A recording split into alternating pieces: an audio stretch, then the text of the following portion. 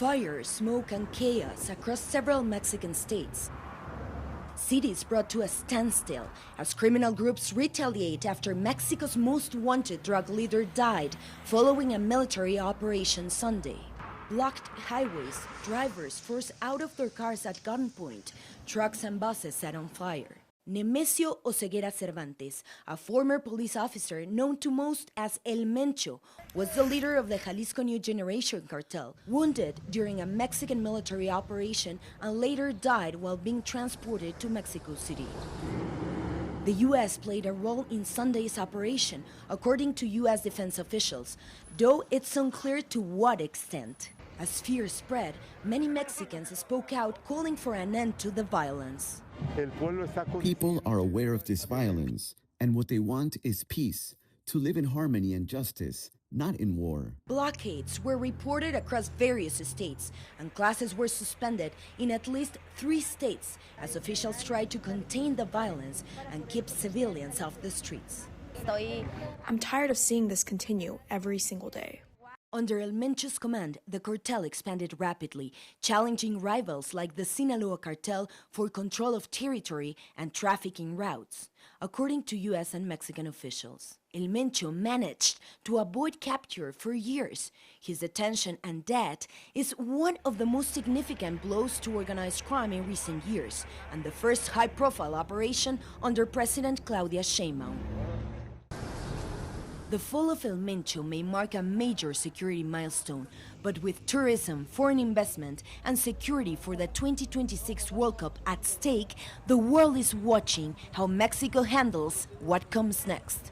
Valeria Leon, CNN, Mexico City. We've been coming down here for almost 20 years, and we've always told people to come down and check it out because you always feel safe here. We've never, ever not felt safe. And today was the first day as we left the hotel to go have breakfast and saw all the craziness going on and the violence and the smoke that we were actually terrified. And we saw the people running down the streets, running from the flames and stuff and the fire. And we ran back to the hotel, and then that's when they got the shelter in order place, and we've been here all day. And we're staying at Hotel Eloise, and there's no restaurant or bar or anything here, so we've all been here without anything all day, and the staff has been great, running and grabbing stuff and bringing us some snacks and some water and stuff. But it's been pretty scary, as you can see from the videos and pictures I shared, that blocks away is where all of it's happening, and all the OXXOs, they burnt down all of the little OXXOs. So there's been little fires and stuff all over the city around us where it's normally fun and nice and people walking around and all the little local restaurants and all the locals being locked up and hidden with us too. And there's a few homeless people that were brought into this hotel they allowed in so that they had some place to go too. So it's been quite surreal knowing this warm, wonderful place that we come to visit a couple times a year is in lockdown and just terrifying for all the people. Who's the man behind the chaos? His name is Nemesio Oseguera Cervantes, otherwise known as El Mencho. He's believed to be the founder and leader of the Jalisco New Generation Cartel, one of the most violent criminal groups in Mexico. For years, he was one of the most wanted fugitives in the country, but today, he was killed in a military operation in Jalisco. El Mencho was born in Mexico in 1966. In 1994, he was convicted of conspiracy to distribute heroin in California. After 3 years in prison and after being released on parole, he returned to Mexico. There he worked as a police officer in Jalisco and was soon immersed in drug trafficking. But this time, he went all in. He worked as a hitman for the Milenio Cartel and then supervised security and operations for the Sinaloa Cartel. But eventually, he reportedly built his own group, the Jalisco New Generation Cartel, which profited from the production and sale of drugs like methamphetamine and fentanyl. In 2018, the Mexico Attorney General's office offered 30 million pesos for information leading to his arrest, while the U.S. government raised the reward to $15 million in 2024. Now, without its head, the question remains as to how powerful that Jalisco New Generation Cartel will continue to be, or if this operation successfully divided the group. Mexican authorities confirmed the detention of Nemesio Oseguera Cervantes, known as El Mencho, in a joint operation carried out with U.S. support after months of intelligence coordination.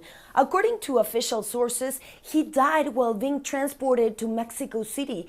Soon after the operation, violence broke out in several parts of the country. Armed groups blocked major highways, forced drivers out of their vehicles, and set trucks and buses on fire, deliberately using them to shut down roads and paralyze entire cities. We're talking about 5 Mexican states that have reported this kind of violence. And authorities reported blockades in Jalisco, Michoacán, Guanajuato, Veracruz, and Chiapas.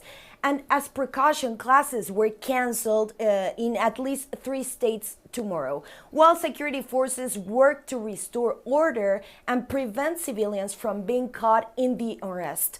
El Mencho was not simply a regional criminal leader. He was the founder and leader of the Jalisco New Generation Cartel and one of the most powerful and violent criminal organizations operating not just in Mexico, but worldwide. And under his leadership, the group expanded rapidly, challenging rival cartels for control of territory and trafficking routes, and becoming known for its use of military-grade weapons and also drones and highly visible displays of force. For years, he managed to avoid capture, and now he was captured, and after that he died in her route to Mexico City. Violence erupted in several Mexican states after El Mencho, leader and founder of the Jalisco New Generation Cartel, died following a Mexican military operation.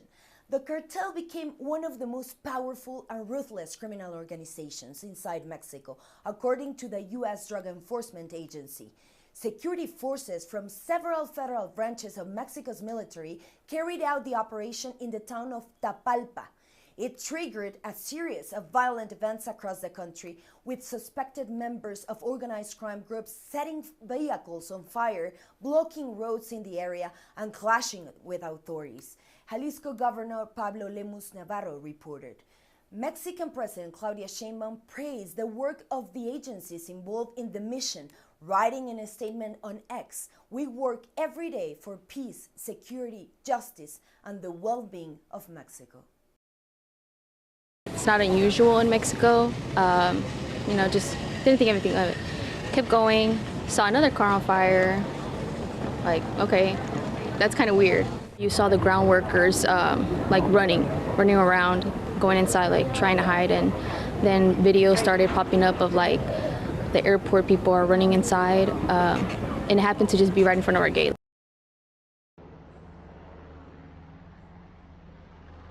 Necesito que el gobierno de Lagos me repatrie, pero ya, güey.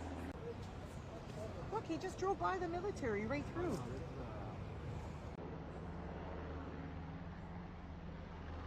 Necesito que el gobierno de Lagos me repatrie, pero ya, güey. Look, he just drove by the military right through.